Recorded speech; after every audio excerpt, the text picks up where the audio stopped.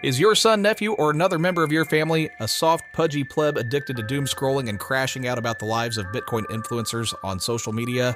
Does he spend all day posting, procrastinating on doing his Bitcoin University homework, and arguing about Michael Saylor from the comfort of his air-conditioned home? Has he mistaken stacking custodial sats for becoming a man? Then it may be time for the Outlaw Hash Apprentice Program, the world's premier scared straight-style character development program for retarded plebs.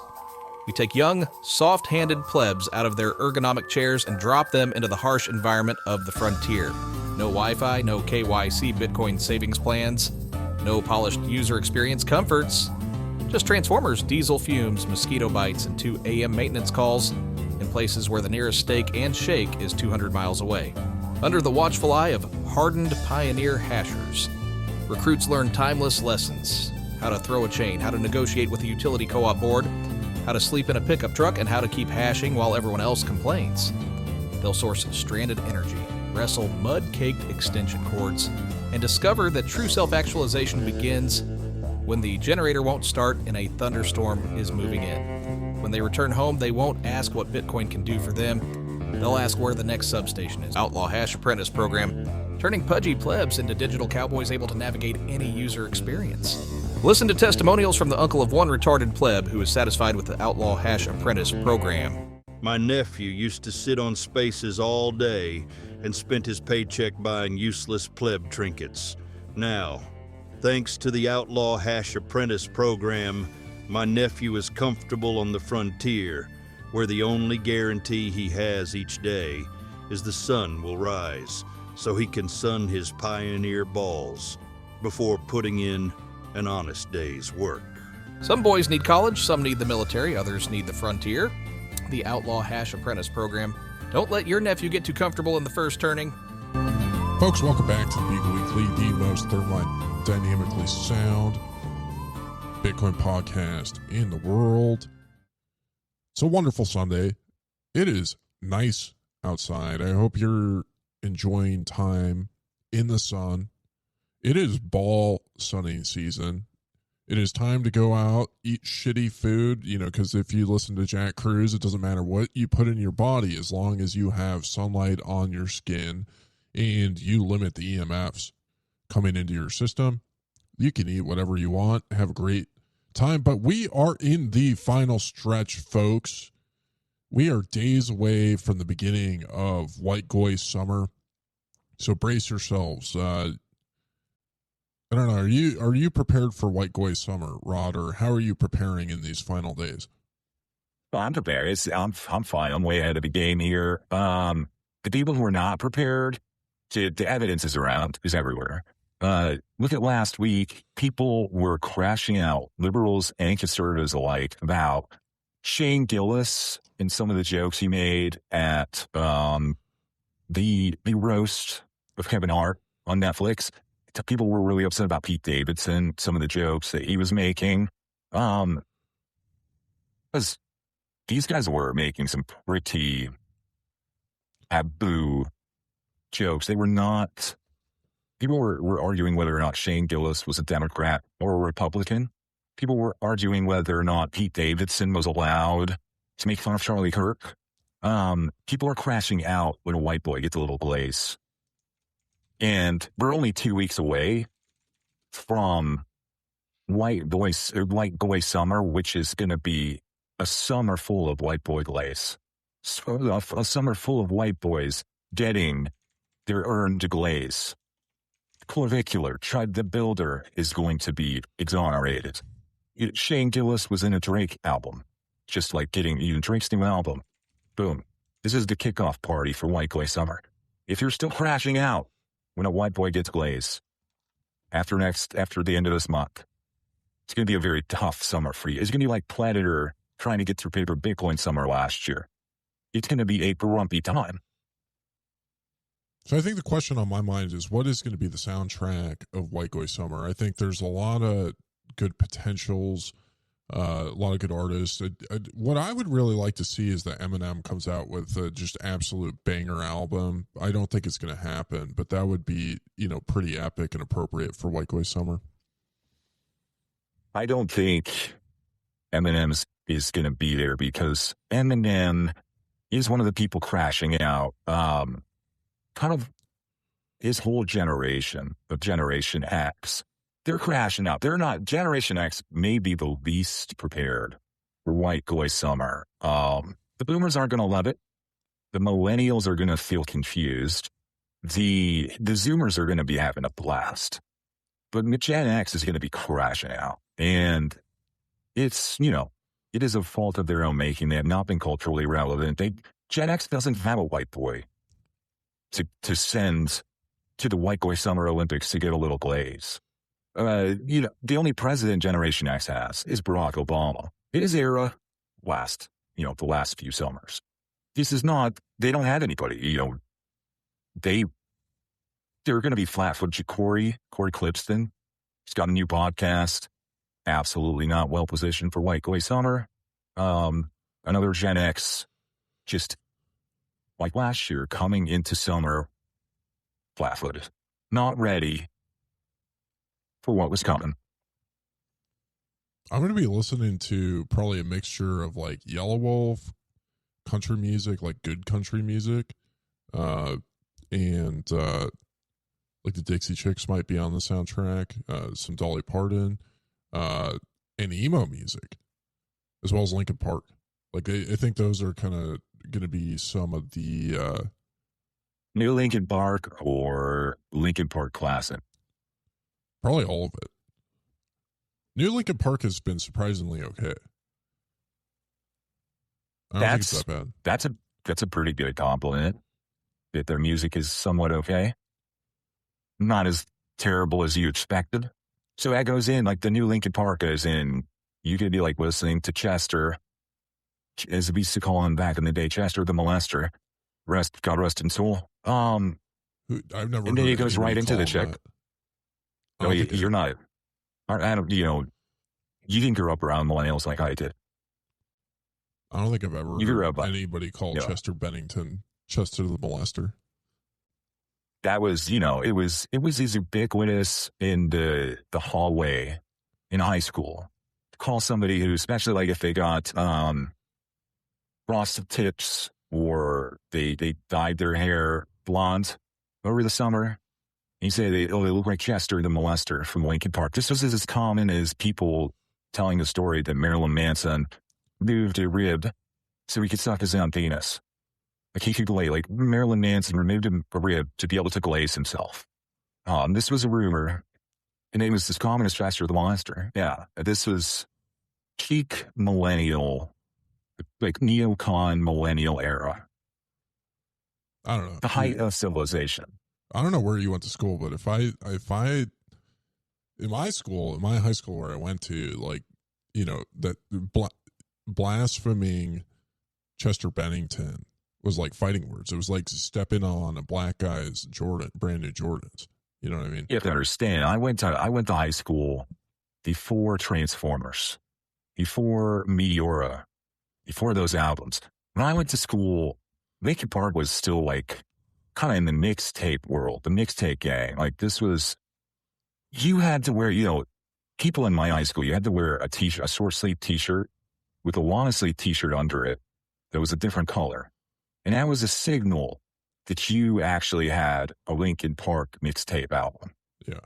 Okay. By the time you were in high school, like Megan Fox, Transformers, every movie made by, who's the guy that made the Transformers movies? He loves special effects. Michael Bay. Before Linkin Park worked with Michael Bay, and every Michael Bay movie had like a Linkin Park ending. This is the era I'm talking about. He was not deified. He was not on the blonde hair Mount Rushmore yet. Well, let's be honest. What promoted Linkin Park into goddom essentially was Megan Fox and That's right. Transformers. I mean, behind every emo banger is a hot chick with big tits, helping them, launch that image. The millennials had the hottest chicks with the biggest tits, like Megan Fox underrated era. I dare you to Google Megan Fox right now. I mean, she had big tits for the pre-AI era. Oh, they're bigger than I remember. Oh, yeah. No, they're still pretty small. I mean, she's famous for like having weird thumbs, right? Like that was her thing. But yeah, I mean, it's I don't know. Like I feel like this. There was this kind of like glory age when I was coming up where the sex symbols all had small tits. There was like this break, like you had Megan Fox and Scarlett Johansson and Scarlett Johansson has huge milkers, bro. no, she doesn't. Dude, like, yes, for the Kim Kardashian Instagram peptide era, where tits are civilian. We're talking about an era before HD TV was in, before Blu-ray was in every household. What's your definition? Like when you're sizing things, I don't think B cups or A cups are considered big tits. I mean, like, sure, if you wear a push-up bra, like a lot of these women do, they look a lot bigger than they are. But they were not like Pamela Anderson or even Sydney Sweeney. Like those, Well, those are way larger. before Sydney Sweeney, here's one that we can all agree on. Sydney Sweeney before Sydney Sweeney was Kate Upton. Kate Upton was our big, beautiful milkers of the millennial era. And, you know, she looks great for being, you know, a middle-aged mother these days. But Kate Upton was my era's big milker, like Sydney Sweeney. I just find it so strange your perspective on what's big and what's not.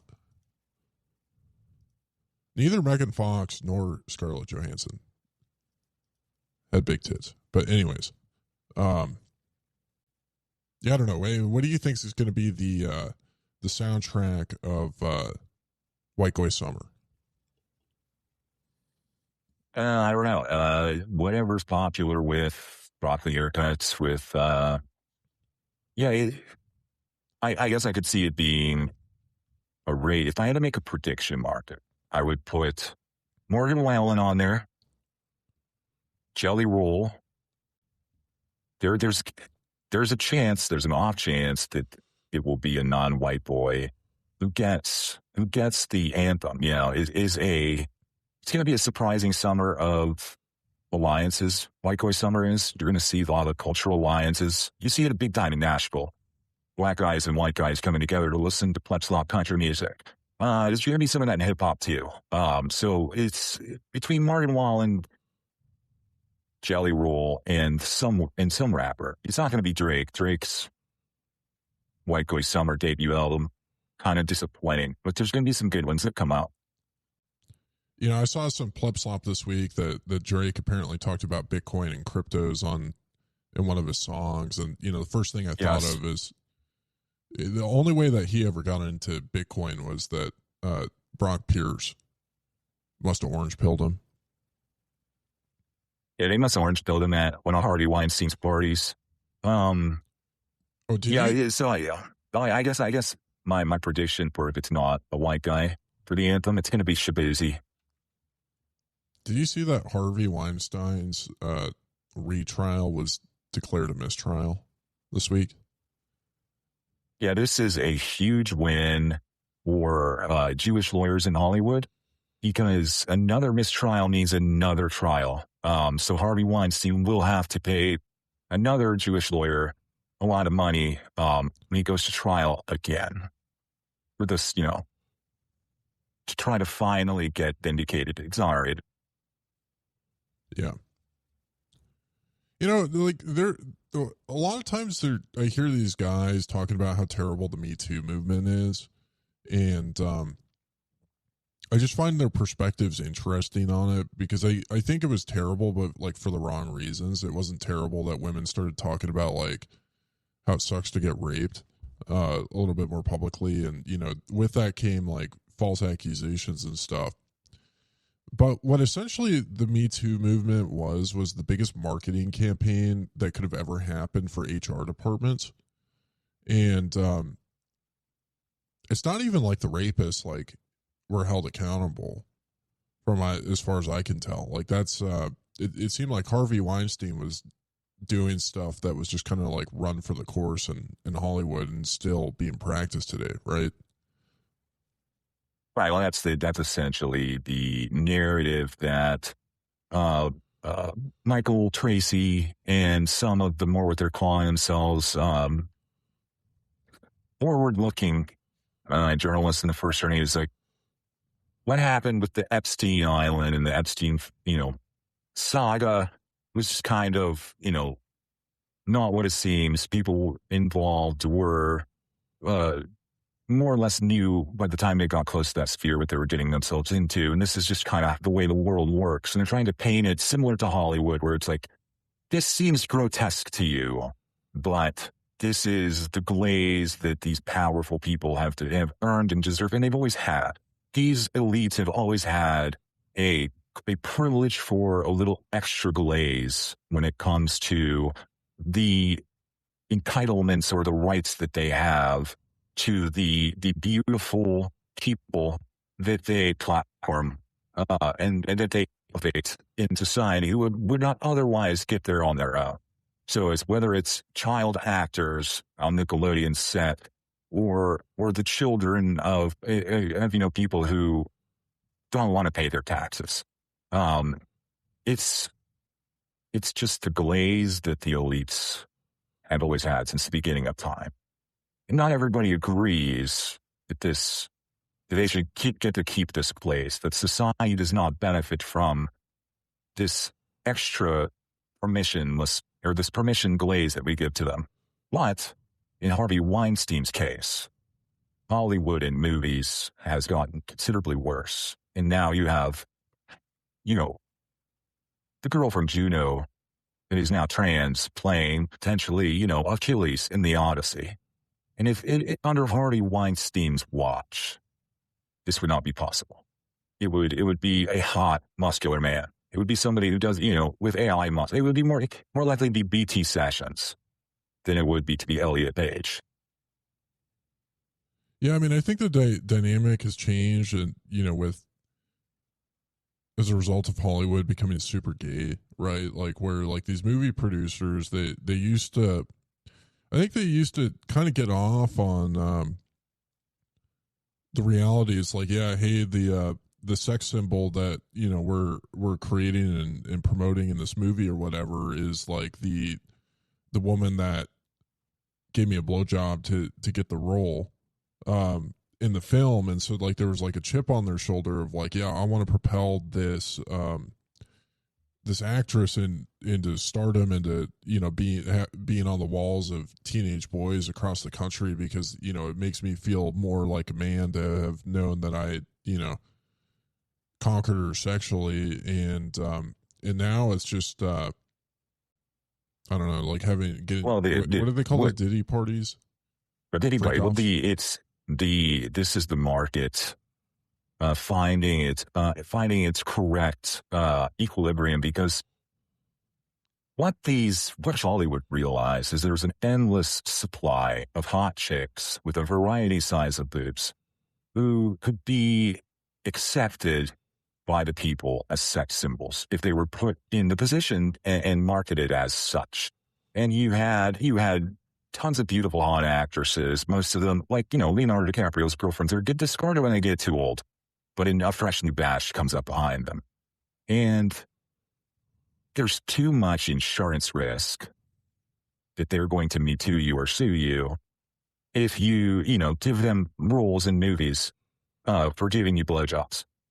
So they are naturally pushing the woke mind virus, as some call it. The trans odyssey, as others are predicting, in your face, so that you can say, hey, just give me the AI milkers. Make all the actresses AI. It doesn't matter who the sex symbol is, or if it's made by God or made by ChatGPT. Just give me a hot sex symbol. Just give me a hot chick to fantasize about when I'm watching TV. And now they don't, so much cheaper to have AI titties and AI muscles than it is to take on the insurance risk of deciding who to platform as a sex symbol based on, you know, who's willing to have the sex necessary to become a sex symbol. Well, we were talking in the premium section about like how all these tech platforms can nail down your interest in a pinpointed way and create these, you know, databases on just like all of your preferences. We could see in the future that like if you and I are watching the same movie in different rooms, you know, we may see an actress with completely different sized tits. You know, you might have big milkers, and I might have what you may consider. I might walk out. I might walk out of the theater being like, "Oh my god, Megan Fox has huge, wonderful tits," and you come out of the movie theater thinking, "Oh my god, Megan Fox had great, small to medium sized tits," and our preferences are mirrored back at us almost like holograms based on, you know, based on the things we like on social media, what we scroll past on the timeline, and what we stop for. You ever stop for like one time I stopped for a video of this girl with these huge, beautiful buttocks. She was playing volleyball, and they have like, you know, their tight volleyball pants on. And then for the rest of the week, I got videos of girls with big plump butts.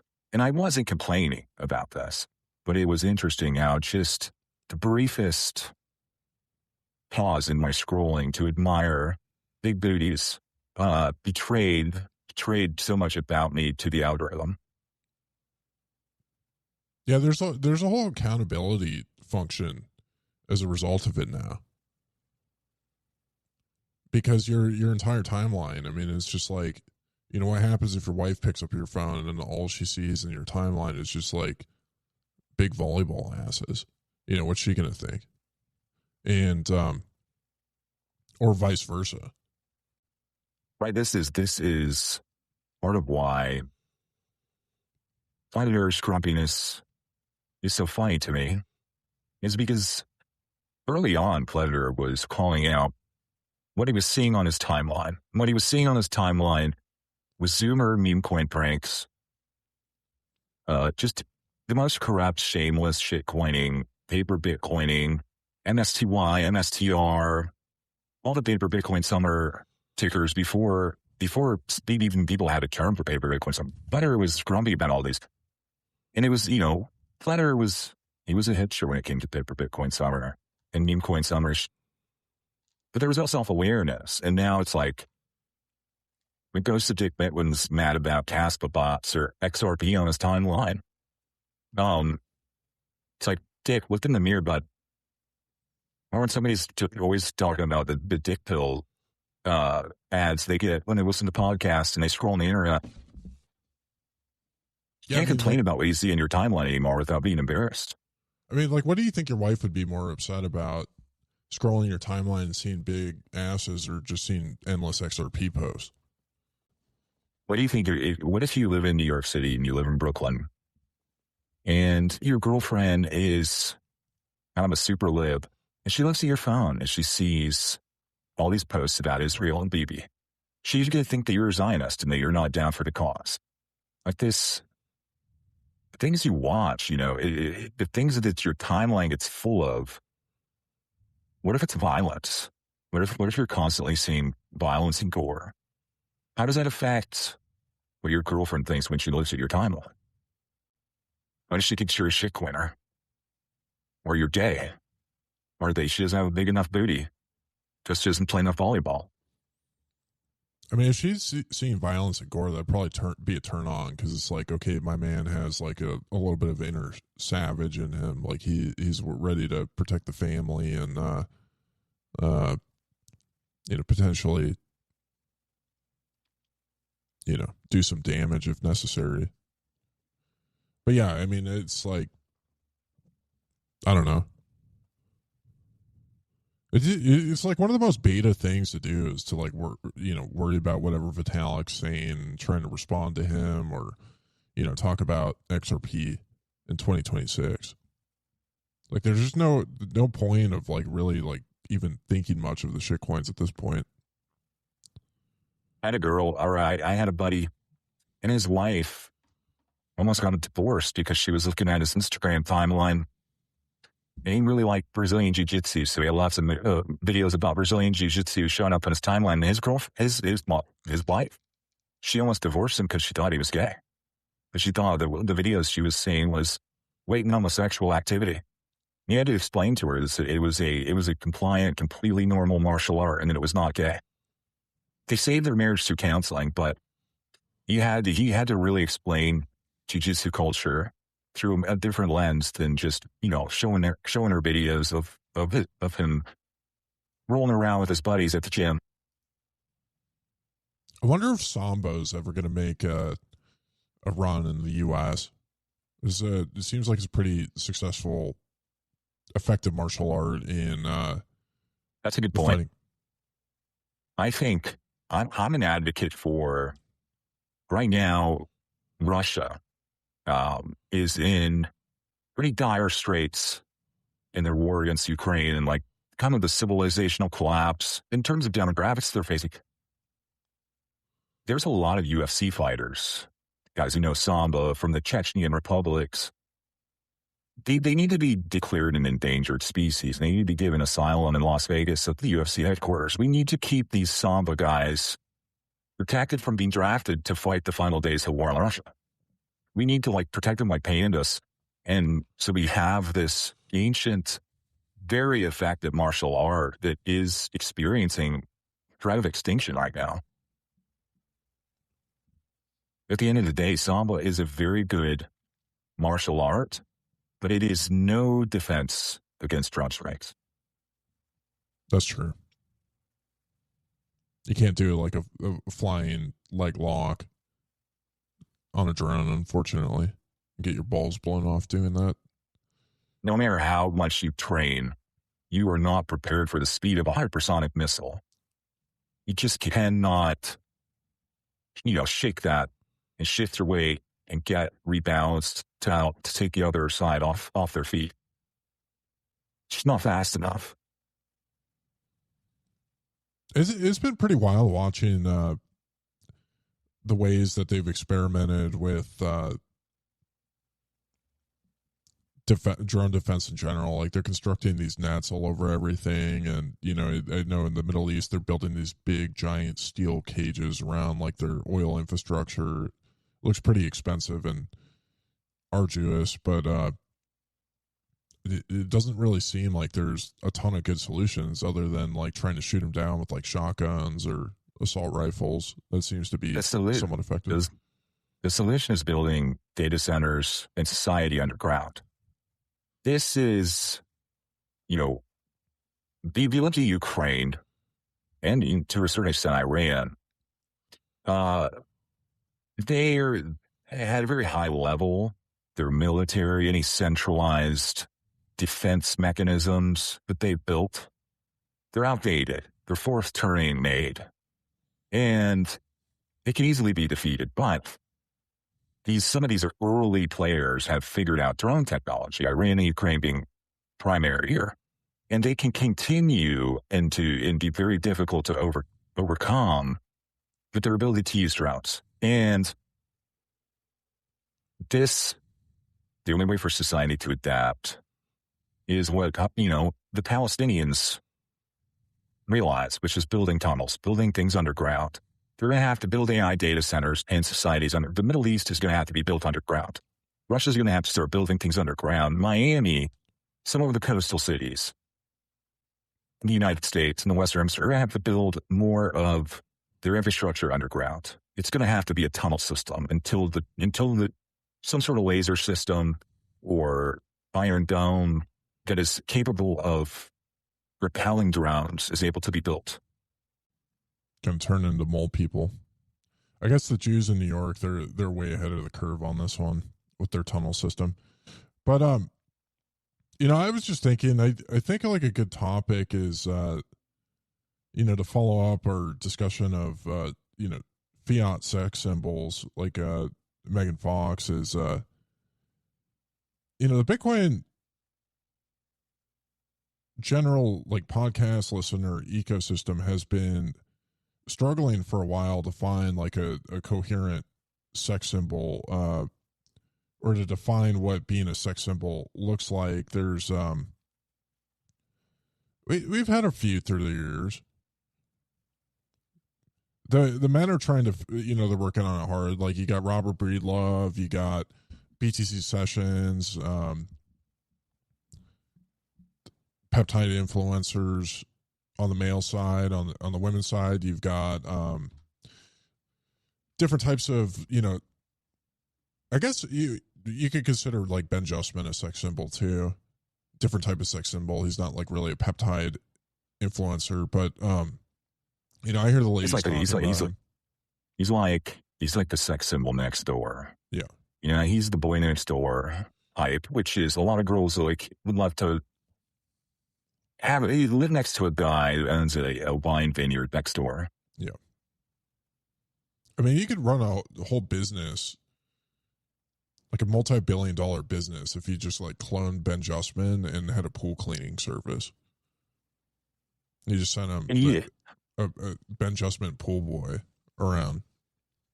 But the problem here is that the Bitcoin industry is very tolerant and very accepting of male sex symbols, but it is very repellent, very toxic towards female sex symbols.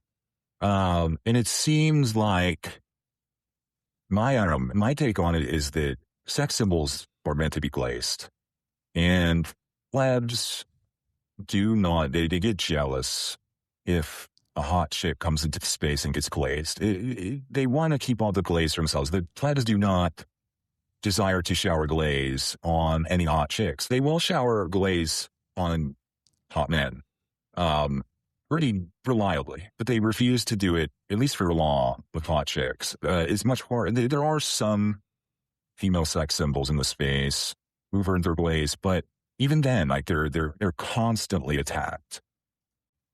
Do you think it's abnormal compared to other places? Like it's more hostile in the Bitcoin ecosystem, or less so, or about the same? Definitely more so. There's way more. Like, think about the UFC. Think about sports Twitter, sports ball people, politics. They love hot chicks. They simp for the hot chicks in their industry. And there are plenty of simps in Bitcoin. But the simps have much higher standards, I think, is the issue. It's not enough to have beautiful big titties or a big volleyball butt. You also have to listen 40 hours per week. And if you do not listen to 40 hours per week, or you slip up and you shill a token or an NFT, the glaze is immediately come off for you in this space. Huh.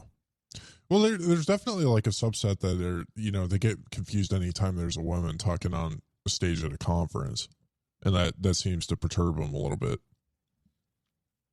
Anytime a woman tries to sell any sort of tutorials, any sort of Bitcoin education, any dollar is too high of a price. Bitcoin University charges $790, and that is high signal. Natalie Brunell charges $800, and she is a scammer extraordinaire. So it's a double standard for sure. That's a very weird standard. I mean, do you think it was the $10 difference, or it was just that she was hot, or is hot? Having it seen the content of both, I would say both are overpriced education materials, but both are about the same value to plebs who watch it. I would say maybe Natalie Brunell's is a little bit better, actually. Not worth $800, but better than Bitcoin University. I think the difference is the net glaze from Matthew Frater to the plebs to the amount of glaze he receives back is more even than the amount of glaze. Natalie Brunell does not glaze the plebs. She keeps it all for herself. Well, I think she learned from the $800 trading course, or not, it wasn't a trading course, but the Bitcoin course debacle, is that there's not a whole lot of benefit of glazing the plebs if you're a hot woman. It's like, why Why would you glaze a population that doesn't like respect you for being hot? Like, you're going to go to the suit coiners. First of all, it's more lucrative to glaze the suit coiners because they actually have money. And suit coiners recognize your value, your hotness, and the strategic material value it provides to have you on their team. Like, she wore that in the Fed dress at like some, fancy fix the money. Yeah, fix the money. The AOC dirty dress. Like, you can't get away with wearing a dress like that to a pleb party. You know what I mean? They're gonna look at you and they're gonna like either be like really awkward or call you a scammer and like chase you out. Like, no, you can't show up to the meetup looking super hot. Like, we're not gonna have a good time or anything. We're gonna sit in a circle and talk about what Sailor said on the last podcast, and then debate like software and and then issue purity tests back and forth. And it's like, yeah, it's I mean, I think it's important, for individuals to know is like, if you actually want to usher in hyper Bitcoinization, that you need hot women as a part of your team to accomplish it. It's like rule one to success in this world from an optics standpoint. It's like, who would you rather listen to on a podcast, a hot woman or Adam Bash? And as Hunter Beast recently discovered, as Tomer recently explained, well, missed the point on anyway, is that when these women come into the space, when we're on the way to hyper Bitcoinization, not women are duplicitous actresses who seek prominence to create a flywheel of increasing prominence. These are all women. Your wife is a duplicitous actress. She's oftentimes manipulating you to make your own bed when she doesn't feel like making your bed for you, or trying to manipulate you into doing the dishes instead of listening to Bitcoin podcasts. But this is to be expected. You have to, as a man, be able to calmly, observe and identify when women are being duplicitous and simply not tolerate it. Do not fall under their spell and be, rug pulled by it. Realign the incentives with the relationship and use it to your advantage, but do not be deceived. Simply be self-aware. Well, I mean, that's one way to look at it too. But there's also, I think it's important to like choose the right women to be manipulated by, if that makes sense. Because there's like, for a man, like your mom manipulates you for your own good. Your mom manipulates you to grow up to be a handsome, successful gentleman. You need women around you who are manipulating you to make you better, not manipulating you to get advance in the company at your expense. Yeah. Which is like, if you're looking at a potential woman, like, you want one that you have to work for. You know what I mean? And you're going to have to work hard for her. And it kind of depends on what type of the work is it. Is it work that aligns with your goals and incentives? Because like, if she's manipulating to do things that make you a better person, that, I mean, there's nothing more motivating to man than a good set of tits.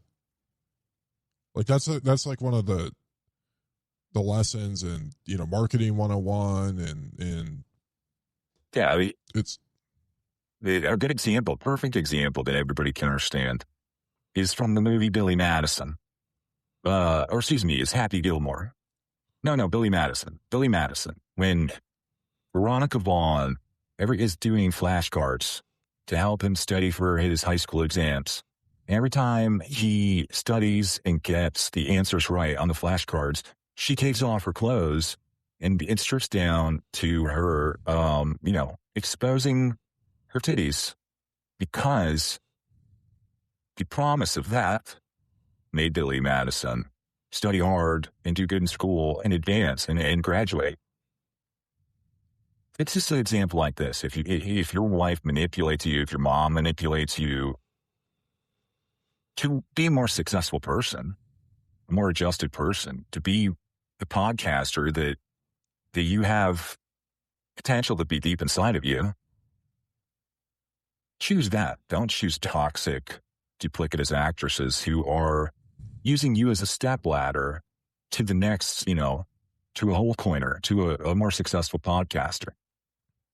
Yeah, is she like training you to be a better pioneer, just like more resilient person, or is she training you to like follow the your rules exit and comply? liquidity? Yeah.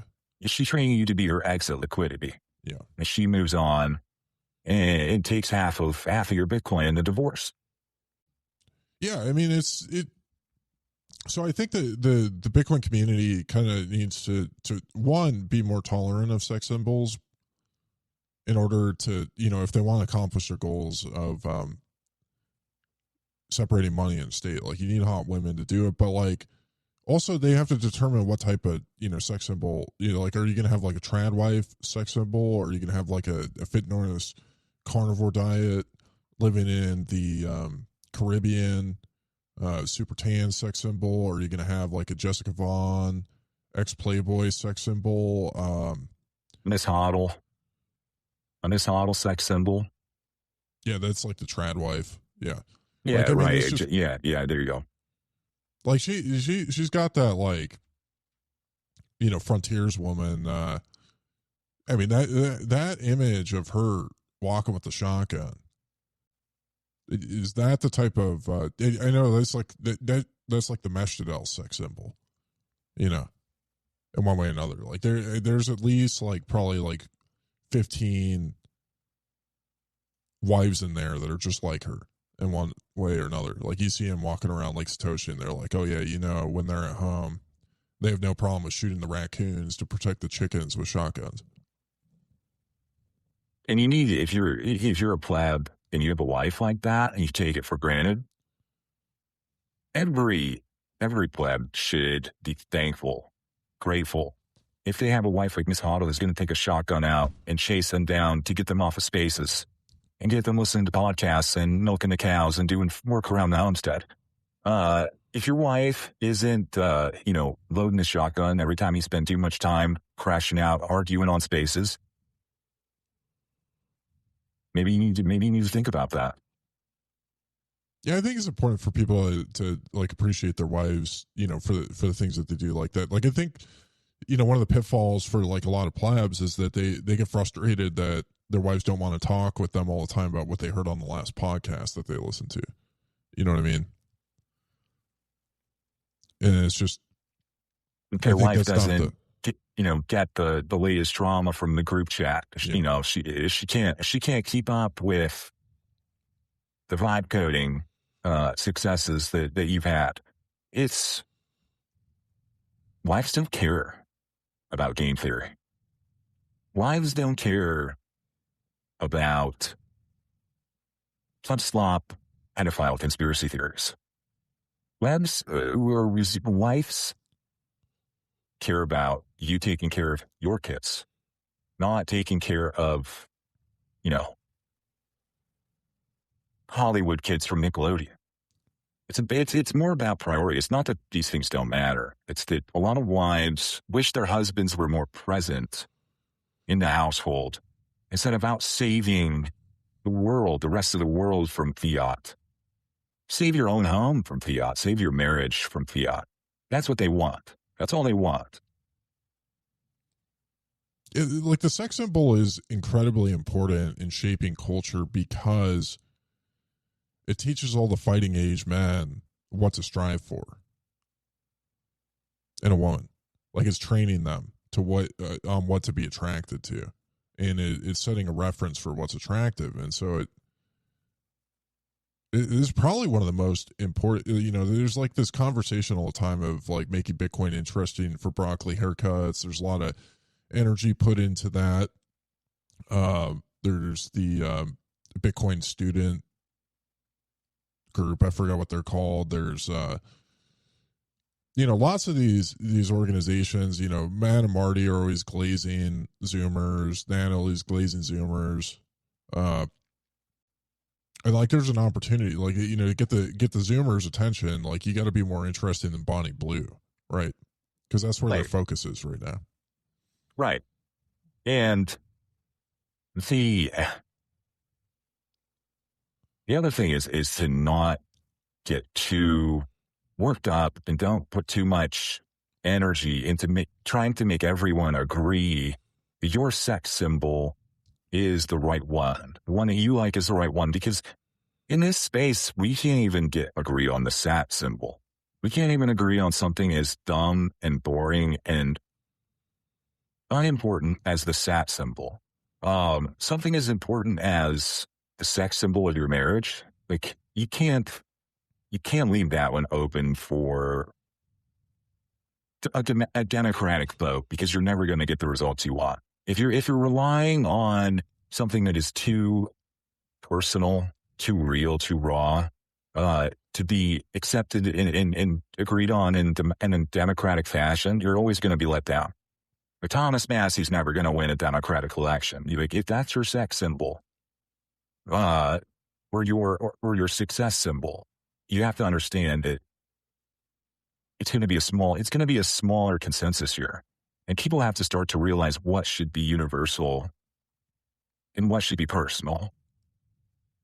And a sex symbol is a good example of this. We already talked about this. We already have different values over tit size. What do I consider big tits? Well, what do you consider big tits?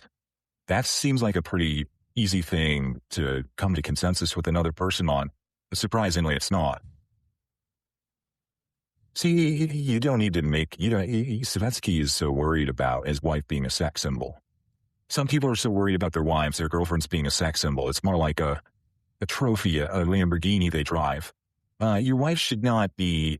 I'm not saying that your wife shouldn't be universally hot. I'm saying needing her to be universally hot is always going to lead to disappointment. Well, I think there's like a big difference between like viewing your wife as a trophy versus like that's true too. Like treasure, Right. And like if you have treasure, another pleb's trash is it could be another pleb's treasure. Well, you're not, if you have treasure, you're not going and parading it in front of people. You know what I mean? It's like if you really think Monero is so important, you wouldn't declare. You would be out.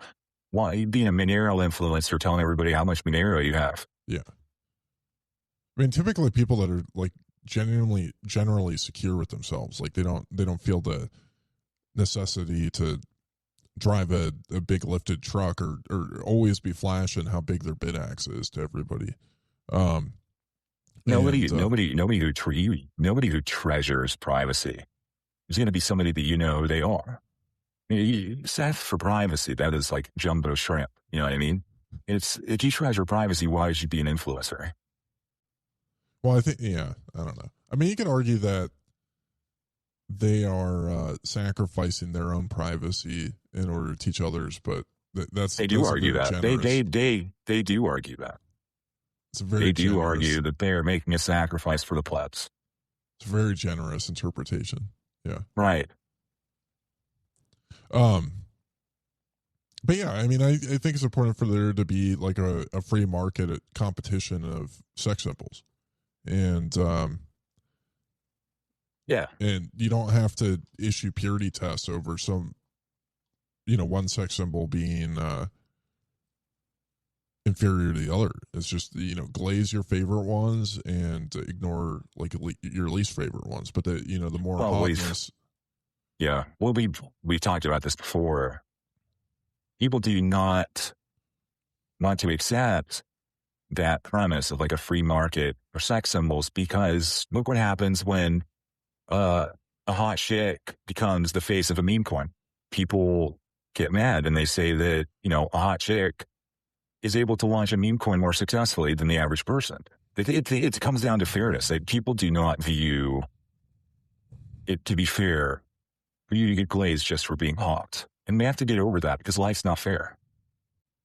I still think that like the biggest tactical mistake made in the Bitcoin ecosystem was missing Haley Welch when she showed Yeah. up at the Bitcoin conference. Like, you know, she talked about it. She's like, I showed up and I didn't learn anything. And I don't know. I mean, we should have had Surfer Jim there to explain Bitcoin to her immediately.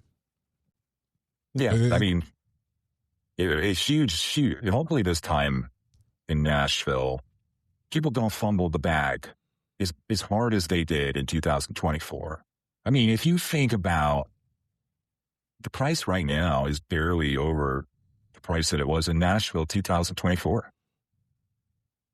Things have not gotten better for a lot of people since 2024. And it would all have been prevented if somebody sat down, showed Haley Welch how to use custodial lightning, how Bitcoin benefits people in the global south, how Bitcoin helps people check their financial privilege. Maybe we wouldn't be in the situation we're in now. We don't know. But next time we need to make sure when we have a new opportunity that we do things the right way. Well, there's a lot of like blaming, you know, Trump and his policies of not being bullish enough, and, you know, treating Bitcoiners like the Democrats treat black people, and, you know, stuff like that. But there's the lack of accountability of the general ecosystem. It's like, you know, it's almost like you have to create a task force of, like, you know, you find you learn a hot women's coming to the conference, and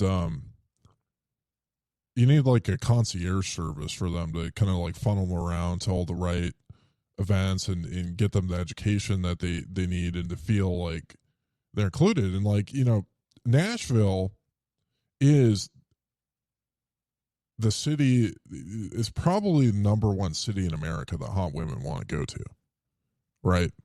It's like, if there's going to be a city that you can get your wife to go to come to a conference, Nashville's like probably as close to number one on the list as possible. It's I think it's the only city in America, maybe the world, where there's more strip clubs where you go to see dudes stripping in strip clubs than there are women stripping in strip clubs. Like, there's more Chippendales than you know, whatever the other ones are, right? And yeah, the thing about Nashville is it's an opportunity for men to be the sex symbols. Nashville is a city full of horny bachelorette party girls who are riding in the back of former retired military vehicles, listening to Taylor Swift and girlfriend slop music. They're getting drunk, they're partying, and they're looking down at plebs and pioneers in their cowboy hats, in their, you know, their tight Wrangler jeans, their Bitcoin t-shirts, and they're thinking, oh yeah, this guy right here could be my podcaster husband. This guy right here could be my trad husband. I want to see him dance and, you know, do a two-step, do some line dancing, looking hot. When you show up in Nashville this time, the girls' eyes are on you to help them understand Bitcoin and realize it's hot, and realize this lifestyle you have is hot. And to be the sex symbol, because now that we know what we want in a sex symbol, it is our job to be the mirror to that, so we can find the sex symbol that is the right one for us. And this is what we do in Nashville. We're going to find our sex symbols, our significant other sex symbols, at the next conference. I don't know if we've talked about that yet, but we want to help plebs and pioneers, Bitcoiners alike, find their significant others, their sex symbols at the next conference. I'm very passionate about it. I mean, it's I've been pitching the idea of me leading a speed dating event at the conference. I think that'd be a lot of fun. But yeah, I mean, it's just I mean, I think that this conference has to have the biggest women in Bitcoin event in all of history. It's got to be number one. or else the mission has been failed in a lot of ways. They need to have the Bitcoin conference. All the single women were coming next year.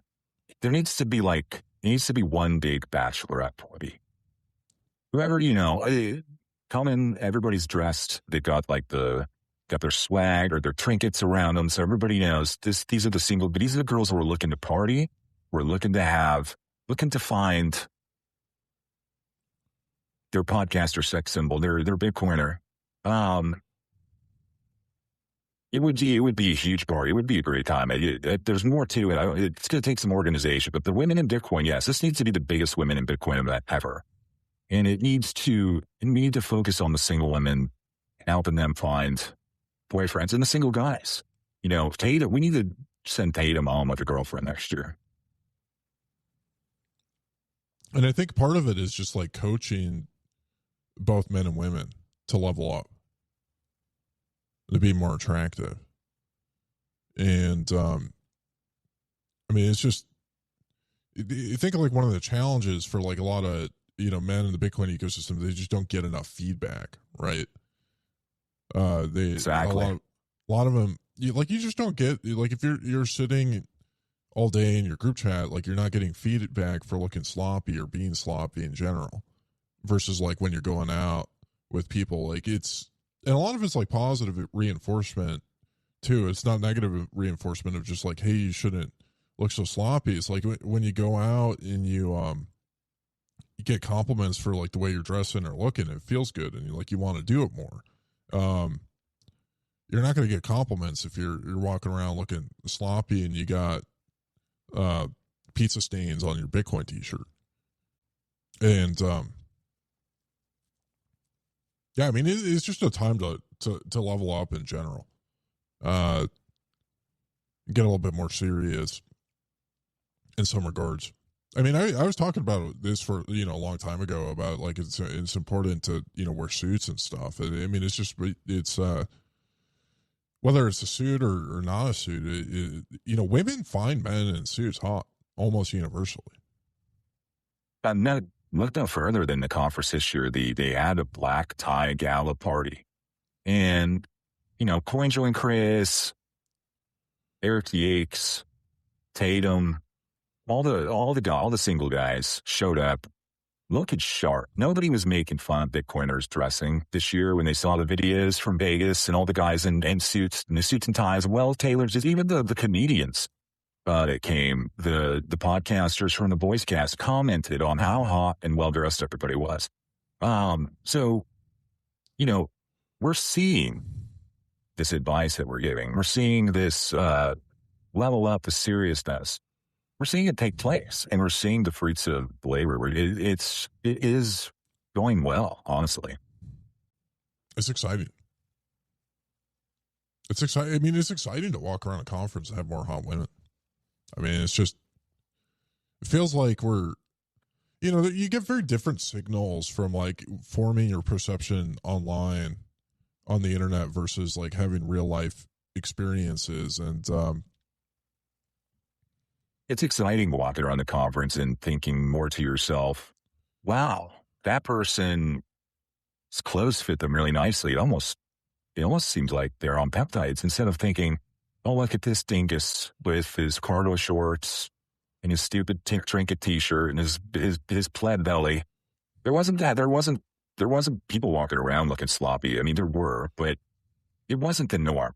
It was people dressing well. They look like they've been doing their push-ups and their workouts and drinking their raw milk and sticking to tallow instead of seed oils. It looked like it. I didn't see any bellies hanging out from under t-shirts at all. I don't think I saw that a single time, which is pretty crazy. I also didn't go to Circus.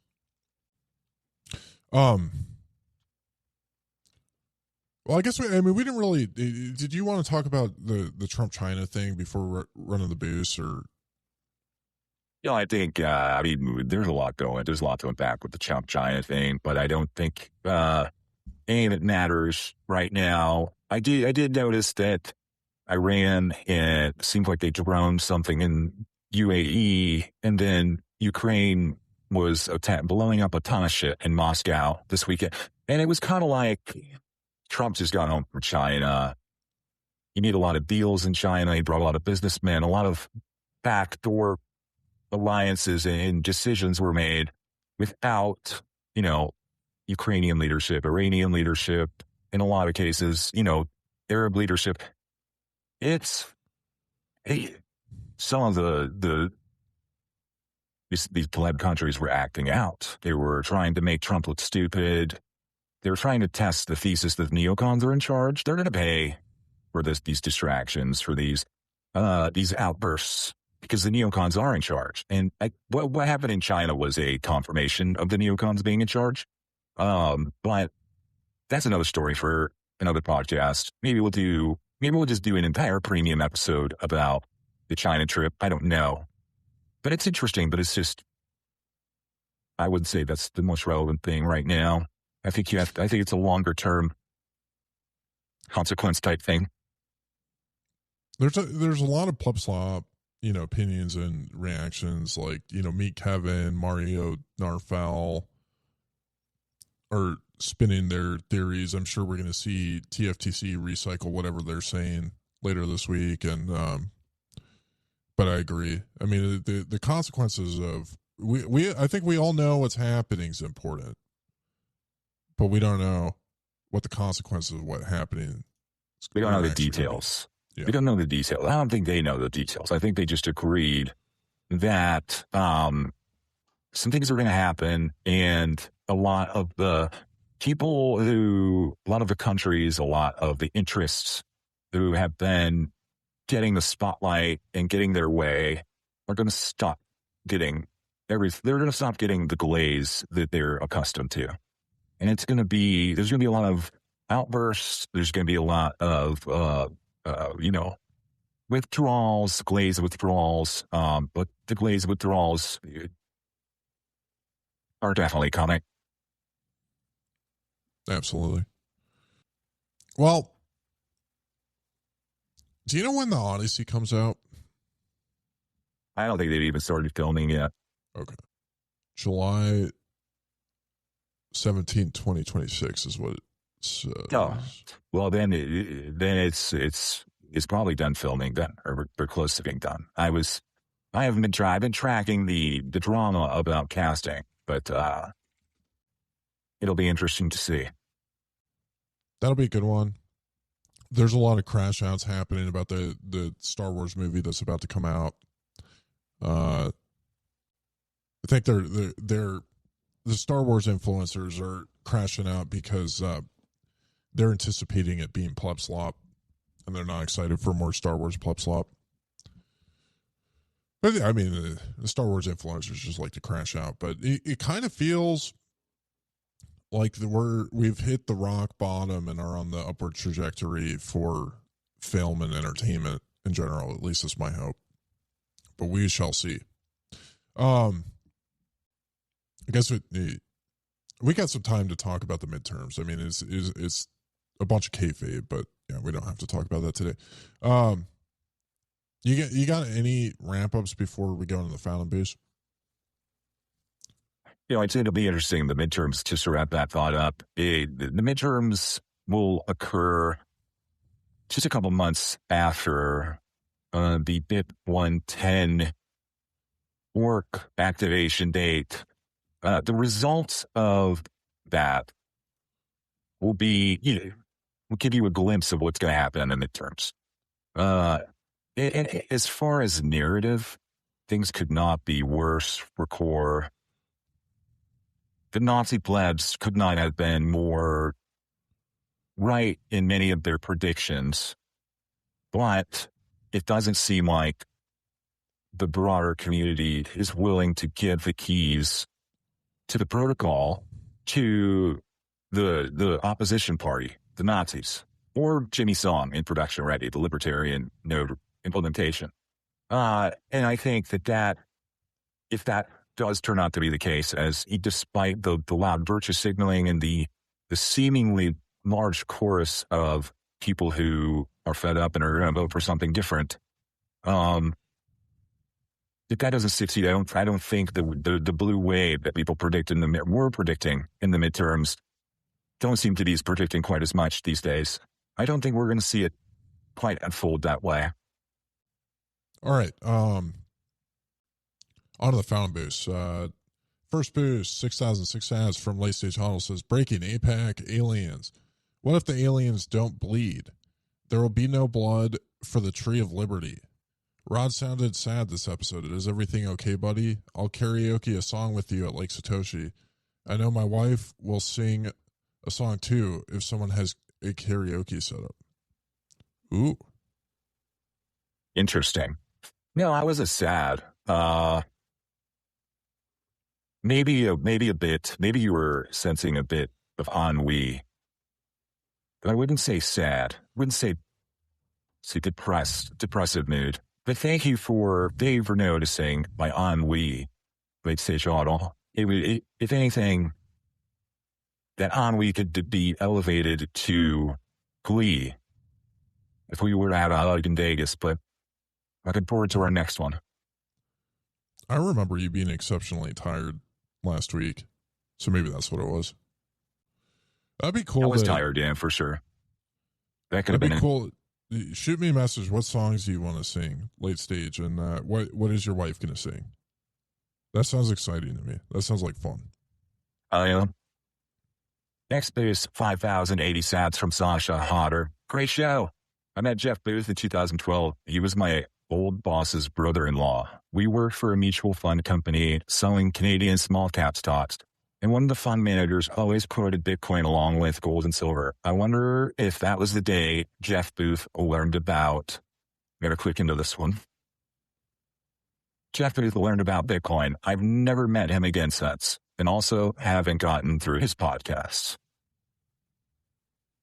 Interesting story, Sasha. I didn't know you and Jeff went so far back. Kind of. But that is an interesting story to tell. Sasha's everywhere. She is. She's a hustler. When's the last time you got through a Jeff Booth podcast? I think the last time I did it was like in 2021. Yeah, it was a few years ago for sure. I don't think he said anything all that different, except for I think I might have listened to the last one he did with Peter McCormick on what Bitcoin did. Peter McCormick was still hosting. I think there was just no better options to listen to that day, and I was mowing my lawn. That might have been the last one. It's the last one I remember. Did you fall asleep in the middle of the yard? Oh yeah, I did. Yeah, I ran the Honda lawnmower into a Baroque. It's dangerous.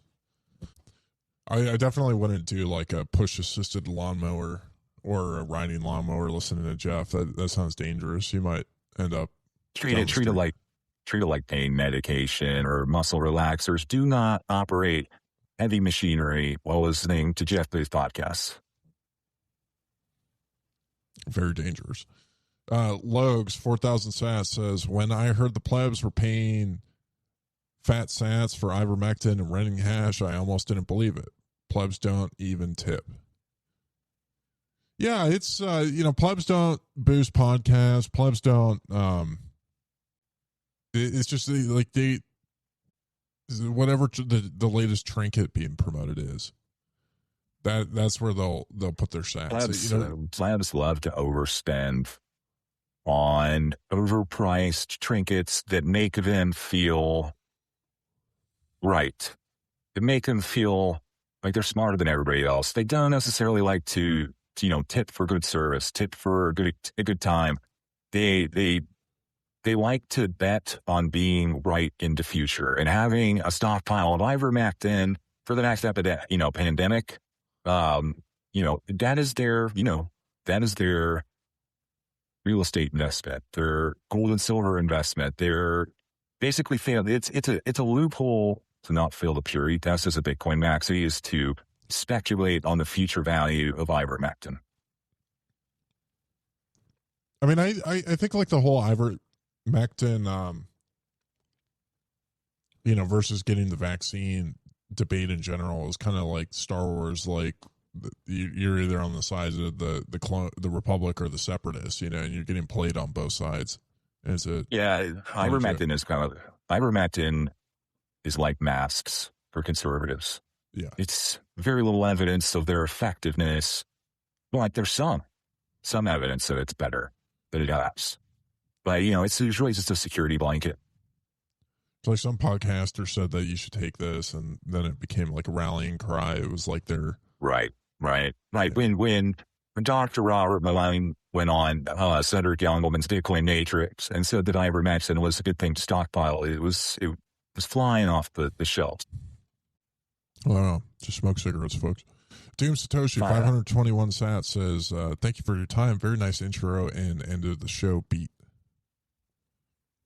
People been liking these minor theme songs that you've been doing around. They do, yeah. Frontier Trash and the follow up a few days ago, Outlaw Hash. Especially people who have a tendency to like Tech Nine. They're really into the Outlaw Hash songs. Their vibe, I think they're good. We got another one coming. I've been working on another album. It's kind of a continuation or a sequel to Paper Bitcoin Summer. Bit of a reflection, if anything. You'll see. I'm pretty. One song has already been released. So check that out. Maybe that might be the song that's on there, or maybe the next episode, but it's on the timeline, so you can check that out if you want to see it. Requiem for a Paper Bitcoin Dream. I listened to it. It was good. It was really good. The next one is 500 Sats from, again, Slash Outer. Wow, you're both going to sing? That is so awesome. Oh, yeah. We're going to sing. And it'll be interesting. Sasha would not be the only person to come up to Lake Satoshi as she did from Florida. But it's, it's worth the trip. Just ask the others. I didn't even think about bringing having somebody bring like a karaoke machine, but that'd be a lot of fun. On your short list, you got any songs that you would sing? I'm not going to reveal that information except for on, a premium episode. I'm not releasing that for the free tier. Oh, that's fair. Shadrack 323 Sass says, "Great shout out to the Rage. Hashtag 40HPW." Yeah. Big fans of the Rage over here. Shout out to Lowell Elites. Yeah, that was an old Bugle ad from like 2 years ago that we brought back because we're going to be bringing back more of the some of the old Bugle skits and ads that new listeners might not have heard. There's some classics, some gold, there's some gems. Yeah, Shadrack was just on Bowl After Bowl with Sir Spencer. And that's right. It was a good episode. If you I go back and listen to Bowl After Bowl every once in a while. That's a good one. Yeah, a cool guy. Yeah. Next, 121 sats from our man Silas Thornbrook. When Crayley Coin, Hot Blonde Kaylee could get away with it. By the way, badass outro song. Thank you, Bugle Jets. Thank you, Silas. I need you like Frontier Trash. Crayley Coin, I don't know. What are you thinking about for that? I don't know. I think Kaylee listens to too many Bitcoin podcasts. I bet she'd get real offended when she sees that boost and get super pissed off about it. That would even suggest, like, yeah, of course she could get away with it. But I don't know. I mean, it kind of seems like the meme coins have kind of come and gone a little bit. I think that. Oh yeah, we talked about this.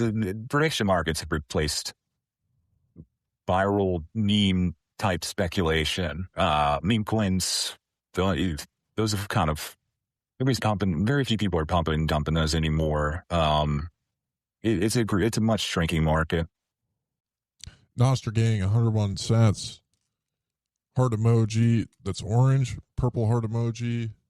I don't know what, it's too small. I can't see it. And then 2 heart emojis.